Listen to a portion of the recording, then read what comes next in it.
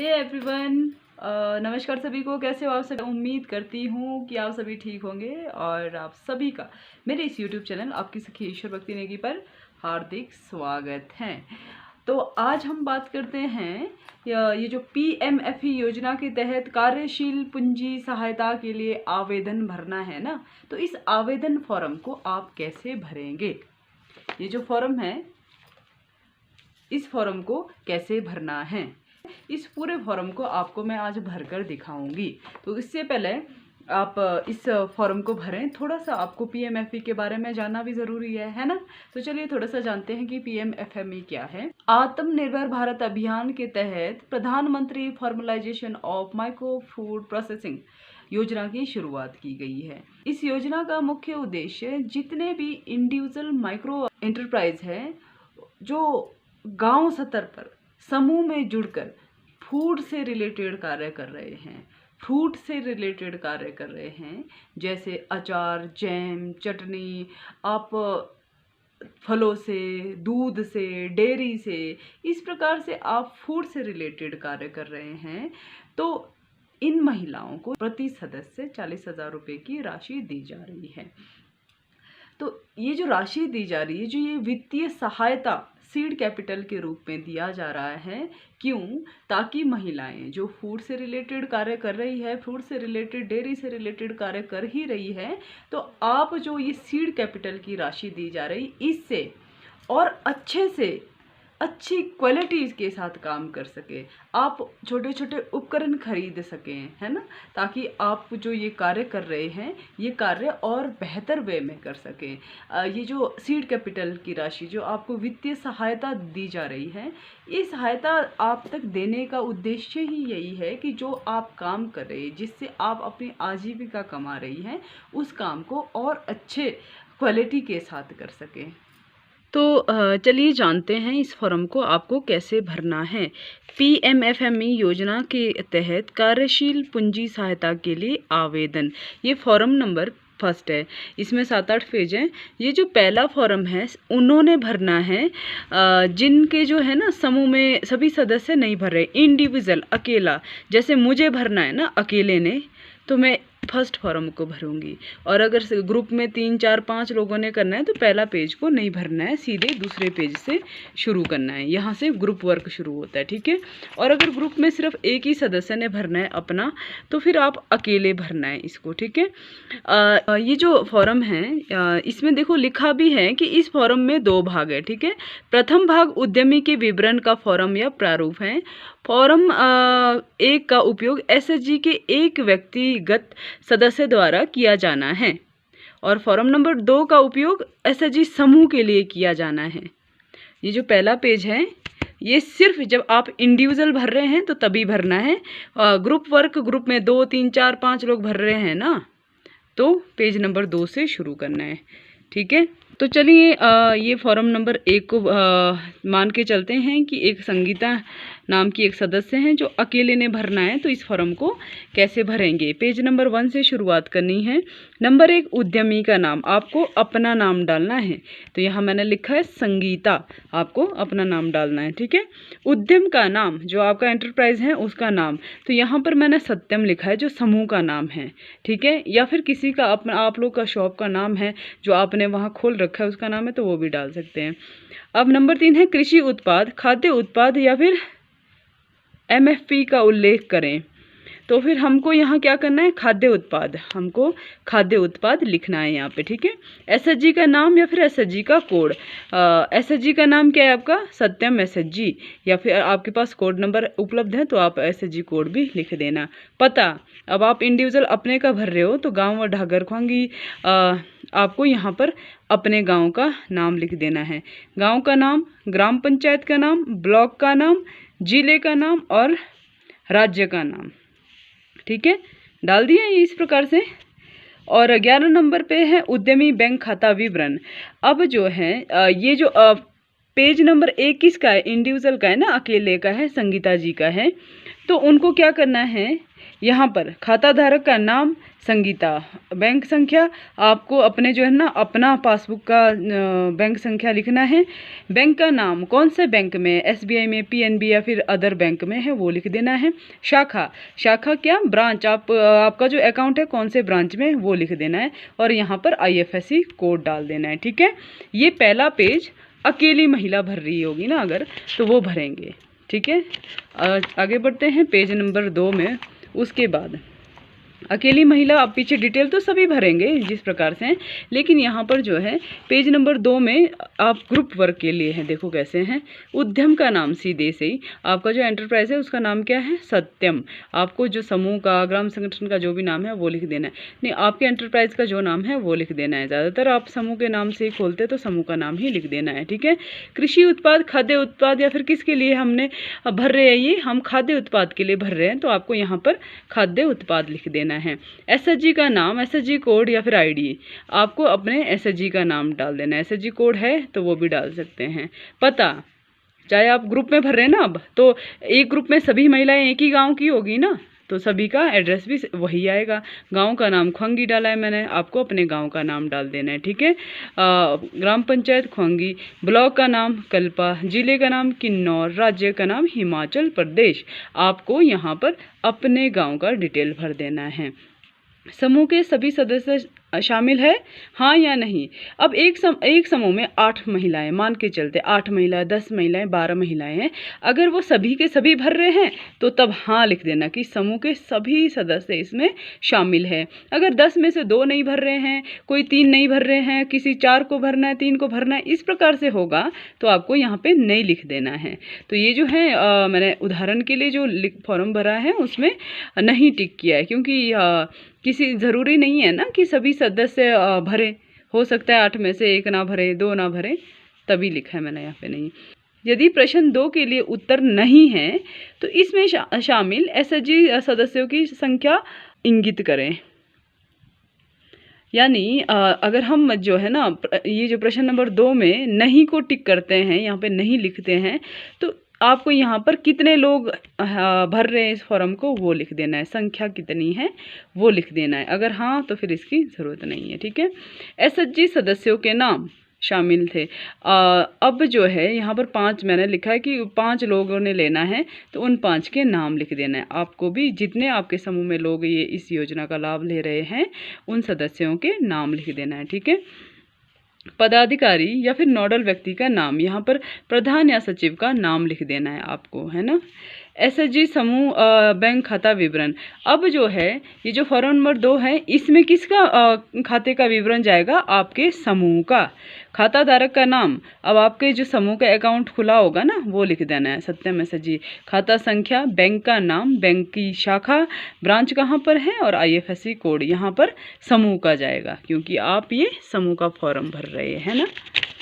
Next page चलते हैं, page number 3 में क्या लिखा है। उद्यम का नाम, जिन्होंने पहला पेज भरा है उनको भी इस तरह से ही कर देना है। जो इंडिविजुअल अकेले भर रहे हैं ना उनको भी इस तरह से ही करना है। यहाँ पर क्या होगा कि नहीं तो 1 उसका नाम, ठीक है, बाकी भरना तो है ही है। लेकिन जब ग्रुप वर्क भर रहे हैं ना आप, तो पहला पेज भरने की ज़रूरत नहीं है, और अगर आप इंडिविजुअली भर रहे हैं तो आपको सब पेज को भरते जाना है। पेज नंबर 3 चलते हैं। उद्यम का नाम, आपके उद्यम का क्या नाम है, समूह का नाम जो था सत्यम। कृषि उत्पाद, खाद्य उत्पाद या फिर MFP का उल्लेख करें, तो हम किसके लिए ले रहे हैं, खाद्य उत्पाद के लिए। इसी तरह आपको फिर वही पूछा है, देखो पता, गांव का नाम, ग्राम पंचायत, ब्लॉक, जिला और आपका स्टेट, आपको अपना गांव का डिटेल भरना है। ठीक है, उसके बाद है जी उद्यम समूह का अकाउंट, बैंक खाता विवरण। तो यहाँ पर किसका पूछा है, उद्यम का, समूह का। खाता धारक का नाम, यहाँ पर आपको समूह का डिटेल भर देना है। ठीक है, पदाधिकारी का नाम, आपको यहाँ पर प्रधान या सचिव का नाम लिख देना है। उसके बाद आगे बढ़ते हैं प्रारूप 3 में, फॉर्म नंबर 3 में। अब जो सदस्य यहाँ पर ऋण ले रहे हैं ना उनका नाम लिख देना है। अगर 1 लिख रहे हैं तो 1 ही का नाम लिखना है, 2 ले रहे तो 2, 3 तो 3। अब ये जो फॉर्म के अनुसार 5 लोग ले रहे हैं तो इन 5 का नाम लिखा तो एसएचजी का नाम सत्यम। अब सभी के एसएचजी सेम है तो आगे डू कर दिया। और यहाँ पर सभी के फ़ोन नंबर ज़रूर लिख देना आपने, ठीक है, नाम और फ़ोन नंबर। ये हो गया फॉर्म नंबर 3 भी कंप्लीट। चलिए आगे बढ़ते हैं। आगे हैं कार्य शुरू करने की तारीख। अब जो है आप समूह में जुड़कर कब से ये फूड प्रोसेसिंग का कार्य कर रहे हैं वो लिख देना है, ठीक है। तो मैंने यहाँ लिखा 1/3/2022, क्योंकि हमारे तो महिलाएं फूड से संबंधित कार्य करती ही रहती है ना। तो हमने लिखा है 1/3/2022, 1 साल पहले से ही ये काम चल रहा है, ठीक है। संचालन की प्रकृति, अब आपको बताना है कि मौसमी के आधार पर होती है फिर साल भर होती है। हमारे किन्नौर में तो बर्फ़ पड़ती है तो हमारे तो यहाँ 3-4 महीने तो काम ही नहीं होता है, तो हमने मौसम के आधार पर किया। लगभग सभी जगह मौसम के अनुसार ही काम होता है। चलो कहीं साल भर कर रहे हैं तो वो टिक करें साल भर को, वरना मौसमी के आधार पर ही टिक करना, ठीक है। यदि मौसमी उद्यम है तो वर्ष में संचालन महीनों की संख्या जिसमें उद्यम चालू रहता है तो 7 महीने लिख दिया है, क्योंकि यहाँ पर 3-4 महीने बर्फ़ पड़ जाती हैं तो फिर प्रॉपर वे में काम नहीं हो पाता है कभी कभी, तो हमने 7 महीना लिख दिया है। आपको खुद तय करना है कि आप लोग कितने महीने काम करते हो। 12 महीने होते हैं साल में, तो कुछ एक महीना सर्दी में निकल जाता है, कभी किस में निकल जाता है, तो बच्चे कितने महीना है, तो मौसमी आधार पर टिक करके आप कितने महीने काम करते हो उसको लिख देना है यहाँ पर। उन व्यक्तियों की संख्या जो वेतन पर कार्यरत है या वेतन दिया जाता है, परिवार और बाहर परिवार दोनों, पूरा समय करते हैं जब वो करते हैं तो, है ना। थोड़ा समय के लिए तो नहीं करते, जब भी टाइम है तो पूरा समय कर लेते हैं हम, तो पूरा समय को ही टिक कर दिया हम। क्या उद्यम ओडीओपी एक जिला एक उत्पाद है या फिर नॉन ओडीओपी में लगा हुआ है। आपका जो उत्पाद है वो कैसा है, ओडीओपी है या फिर ओडीओपी से नहीं है, आपको वो टिक करना है। एक जिला एक उत्पाद सुना होगा ना आपने, या फिर वो है कि नहीं है उसको टिक कर देना है।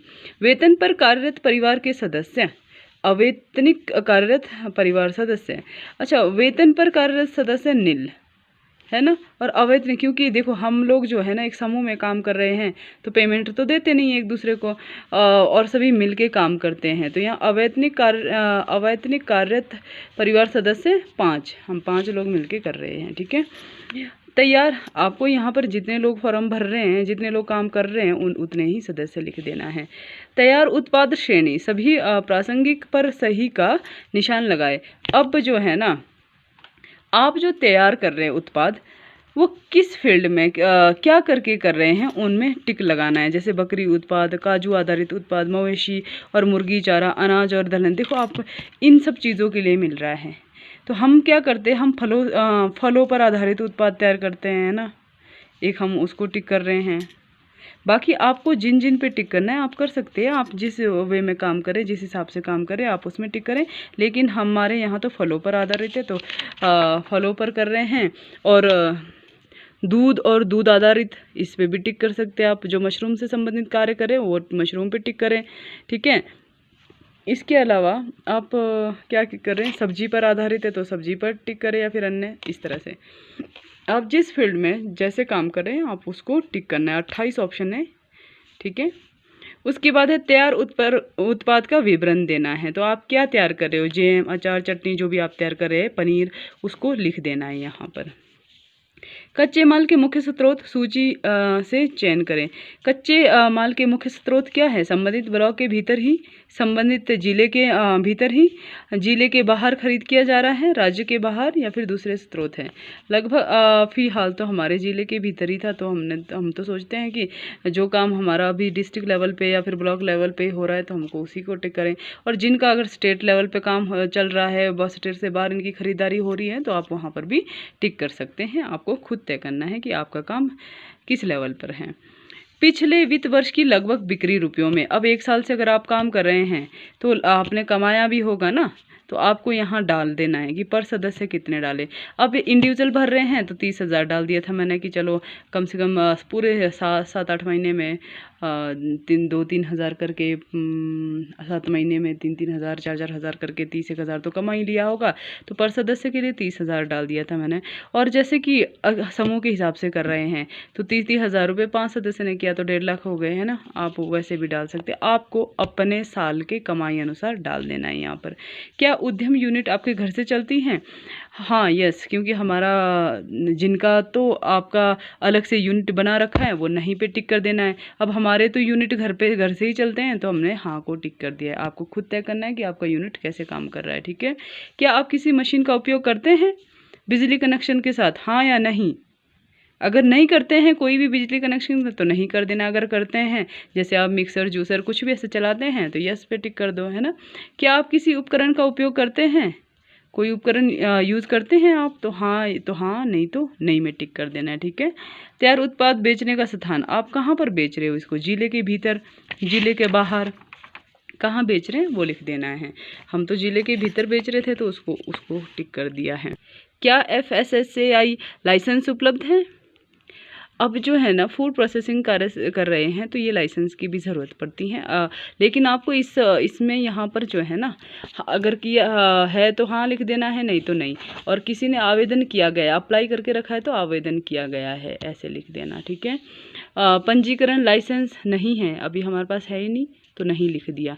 GST नहीं, अगर आप GST पे करते हो तो आप लिख देना है अपना डिटेल, ठीक है। यदि हाँ तो GST संख्या लिखना था यहाँ पर। उद्यम स्थापित करने में कुल निवेश, आपका जो है ना यहाँ ये जो उद्यम आपने स्थापित किया है उसका जो है ना खर्चा कितना आया अभी तक? तो मैंने तो यहाँ 40,000 लिख दिया है। आपने देख लेना आपको जो है इस उद्यम की स्थापना के लिए, इस उद्यम को चलाने के लिए कितना खर्चा है वो लिख देना यहाँ पे, ठीक है। क्या आपने उद्यम स्थापित करने के लिए कोई भारी ऋण लिया है? हाँ या नहीं? आप लोग ने क्या ऋण ले रखा है? हाँ या नहीं में टिक कर देना है। यदि हाँ तो आपने कितना ऋण लिया है, कुल ऋण रुपयों में यहाँ पर वो ऋण बता देना है कि कितना ऋण लिया है। और अगर लिया है तो ये जो है कहाँ से लिया है, स्रोत क्या है। देखो आपने SHG से ले रखा है तो कितना लिया है, बैंक लोन ले लिया है तो कितना लिया है ना। MFI के माध्यम से लिया है तो वो करना है, साहूकार से, रिश्तेदार से, अन्य से। अगर आपने लोन ले रखा है, SHG से ले रखा है, कहीं से भी है तो उसका डिटेल भर देना है। अगर नहीं लिया है तो नहीं, बस बात ख़त्म, है ना। क्या आपको किसी अन्य खाद्य प्रसंस्करण उपकरण की आवश्यकता है? हाँ या फिर नहीं? भाई हाँ ज़रूरत है, हम चाहते हैं कि अच्छे वे में हमारा काम चले तो इसीलिए हमने हाँ को टिक कर दिया। यदि हाँ तो अतिरिक्त प्रसंस्करण सुविधाओं की क्या आवश्यकता है, सूची प्रदान की गई है। अब जो है हमको जो है ना क्या लेना है इन पैसों से वो फाइनल कर देना है। जैसे ब्लेंडर, ओवन, सुखाने की मशीन, भूनने की मशीन, मिलिंग साधन, कुचल उपकरण, सिलाई मशीन, रेफ्रिजरेटर,